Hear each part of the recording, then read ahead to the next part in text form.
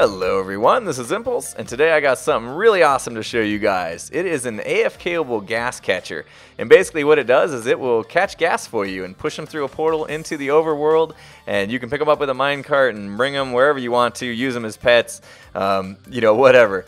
And so the beauty of this thing is you don't even have to be at your computer. Again, it's fully AFK-able, and it will catch gas, all night long if you want to leave it running overnight, whatever you want to do. So you may be asking yourself, well, what am I supposed to do with a pet ghast? And if you haven't seen my controllable gas cannon by now, you really should check it out. Video is up on the screen right now. Anyway, hit that up and it give you a good idea of something cool you could do with ghast. Basically, you can shoot their fireballs wherever you want. Pretty cool. Pretty cool thing. Also, another cool thing I've seen lately is what DocM77's doing with ghast and his gold farm that he's got, basically using them to push pigmen through a series of portals that they spawn in and kind of using them as street sweepers in a way, and then collecting gold that way. So a pretty cool gold farm design that Doc put together. Hopefully he'll do a tutorial on that someday. Alright, so let me explain how this thing works. Basically, I've built this trap above the bedrock ceiling of the Nether, and you can see by my Y coordinate right now, I'm at about 253, where I'm floating in the air here. And so the reason I did that is because I want to make sure I can get as many spawns as I can. Of course, I could, go make myself a spawn-proof perimeter in the Nether, but that is a ton of work, and I just don't have time for that.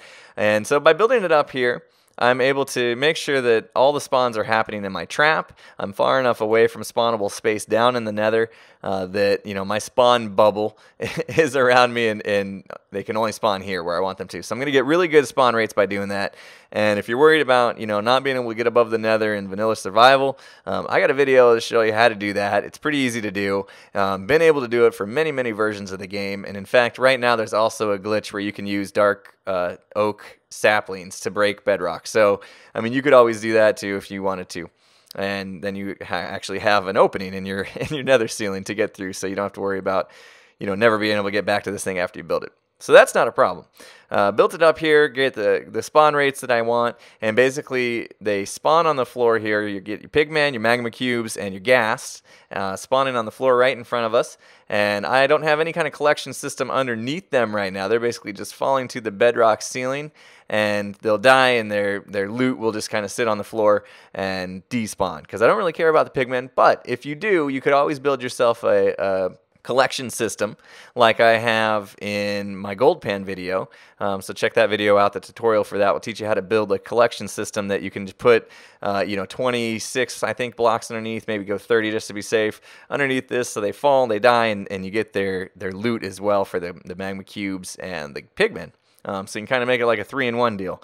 And also the way I used to just kill these guys, these ghasts, right, with that gold pan trap. And instead, I'm actually pushing them into a portal now. And what that's doing is it's storing them in the overworld. So because the overworld's not loaded right now, I'm not there, they're just going to sit there and they're not going to despawn. They're just going to get kind of saved into the memory of the game, and we don't have to worry about them despawning or anything like that. And so you can see right now I got a ton of these guys spawning. I just set up command blocks so that you guys could actually see how the mechanics work. And what's happening here is for normal pigmen and magma cubes, they're going to spawn down here on the floor, and it's just going to shift back and forth until they fall through, and they fall through much better than I do, and they'll fall through to their death, fall down to their death, and that's no problem there. And then the ghasts here are going to trigger this extra wire right here, and when it does that, you can see all these pistons extend, and it's going to push them into this portal, and it's going to save them in the overworld for me, which right now has a ton of them because I got these guys spawning on a pretty good frequency. But normally the rates you'll get is about 1 every 20 minutes or so, I gathered from my testing, which isn't bad, especially if you're AFKing. You can just walk away, go have dinner, come back, you're bound to have a ghast waiting for you in the overworld, which is pretty cool. Alright, so on the overworld side, basically what I have set up here is a minecart pickup system. And as soon as the ghasts get pushed through the portal, they're going to trigger this tripwire right here, which is basically just going to shoot out a minecart and then light up this track right there and then send them on their way. I've also got these trapdoors in place just in case pigmen decide to spawn on there or get pushed through the portal as well. They'll walk off and just die on their own there. So basically you can see here as I had a ghast come through the portal, he got picked up in a minecart and then kind of turned the corner here, and I'm just storing him down there. You could take him wherever you want, put a name tag on him, do whatever you want to do as far as keeping him as your pet, and you can see it just triggered the tripwire, and that's how it works. And you can see even though it's a couple blocks away from the portal, it still will pick them up, which is pretty cool, and then they don't get suffocated by any of the solid blocks or anything like that. So got a perfectly healthy ghast waiting for you in the overworld. Alright, so now I'm going to go ahead and show you how to build it. So the first thing you want to do is get yourself above the bedrock ceiling of the Nether. And again, if you don't know how to do this, there's a link in the description that will show you how to do it pretty easily. And also there's some other videos out there on YouTube if you search for them that will show you how to use those dark oak saplings to punch holes back through once you're above. So you can always use those tricks. Anyway, once you're up here, the first thing you want to do is stack jump your way up to 248. So I'm going to do that now. And if you are watching my Y coordinate, you can see I'm at 130, so I got to go all the way up to 248. Alright, I am now at Y coordinate 248, and the next step is going to be to place 3 topside half slabs right along the top of where you were. And then on top of those, you want to place 3 comparators. Now this first one has to be a comparator. These next 2 could actually be repeaters if you want to save on material.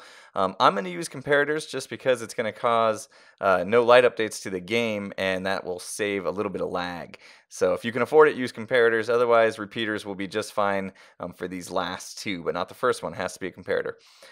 Behind the comparator there, you're going to want to place a hopper going into another hopper, so you just do it just like that. And then on top of that, a sticky piston with a redstone block. And then you want to place 1 item inside the back hopper there, and make sure you do that so that basically you can create a clock out of this thing when it's triggered. And then on top of the sticky piston, you're going to have a solid block with a tripwire hook on top of that. And then we're going to come back down to the front of this comparator here, and we're going to put a regular piston facing towards us like that, and then some topside half slabs. We need 11 of them, so 1, 2, 3, 4, 5, 6, 7, 8, 9, 10, 11. And then you're going to want to leave a space, and we're going to put a piston right there, so we need to place some blocks so that we can do that. And it's a regular piston facing this way. And so basically what this does is allows the floor to shift all the way over here, and then the piston has space, and then it will push it back basically. So the next thing we need to do is place a comparator behind that, just facing into the piston like so. And then behind that comparator, just like on the other side, 2 hoppers facing into each other with a sticky piston on the back facing backwards there. And a solid block on top of that with a tripwire hook there. And then we can grab some string, and we want to string it all the way across.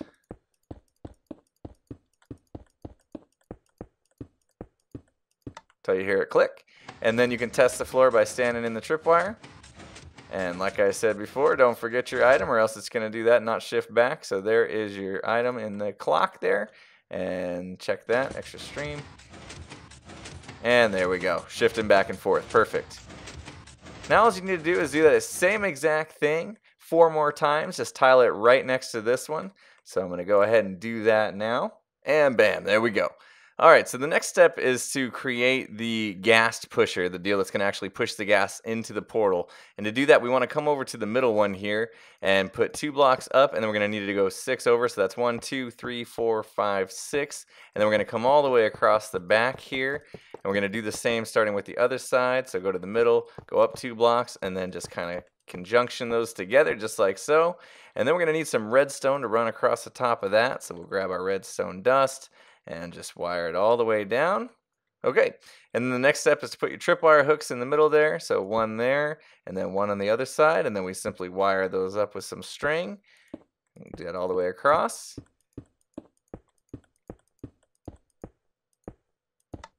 There we go. Okay, so the next step is to place the pistons in place that will actually push the ghast into the portal. So you can just go to the edge of the spawn floor there and start with that one. Place a sticky piston right there and a block in front of it, and then just skip every other one. And once you get to the end of the spawn floor, you are done. So there should be a total of 6 piston pushers in place. And now you can test those by activating the tripwire there and make sure all 6 extend. And finally, we're going to place our portal. So you can go to the side with only 1 comparator on it and place the obsidian right there next to that hopper, and then just bring it all the way across the bottom just like this. And you want to keep going until you go past that first comparator there. and you'll end right there, and then go up 5. 1, 2, 3, 4, 5. That's the space you're going to fit through, and then make a ceiling on it here all the way across. And then build up this side as well, and go ahead and light it. And there you have it. That should be a fully functioning gas catcher. Now, if you do want to double your efficiency of it, you can build the same exact thing mirrored on the other side. So let me go ahead and do that for you. All right, there we go. And finally, the last thing you want to do is just make this whole thing spawn proof. So you can grab your half slabs. And for this top one here with the redstone, we actually want to go ahead and put some solid blocks on top of it. And what this is going to do is make sure that the magma cubes, the 1x1s, don't spawn in there. And we'll put that across the top. And since this should be, if you start at the same layer as I did, the very, very top layer, say I can't place a block there, you won't have to worry about covering the top of it. So that'll do just fine. So you can go all the way around that. Okay, and then once that's done, we're just going to put some half slabs across some of these blocks here, just like so, just to make sure nothing spawns in them. And then I do these ones, and then just in case the thing is triggered and the redstone block sticking out, we'll come out one more as well. Do that on this side also. And then we'll go around to the other side and do the same thing there.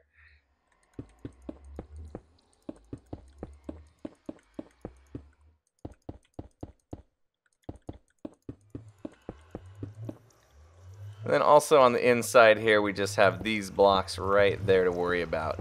And I figure if these ones get extended and something happens to spawn on top of them, then they'll just fall on the floor and fall through anyway, so not too worried about covering that. And that should do it. Okay, so when you're all done, it should look just like this here. If you're having different results, you can check the world download in the description and compare for yourself with your build. I'm going to go ahead and test this whole thing right now by putting a Ghast in there. And as you see, he went right through the portal. And there we go. Now we can go through the portal. He should be in there waiting for us. There he is. Welcome to the overworld. Of course, as I showed earlier, you're going to want to set up some sort of minecart contraption. If you want to see how that's done, just rewind the video and you should be able to build it for yourself based off of the screenshot. And there you go. And that's all there is to it. So hopefully you guys enjoyed the video. If you did, please hit that like button for me. And if you're not subscribed already, go ahead and subscribe because I got tons of cool stuff just like this on the channel and way more to come. So with that said, I'll see you again next time. Have a good one, everyone.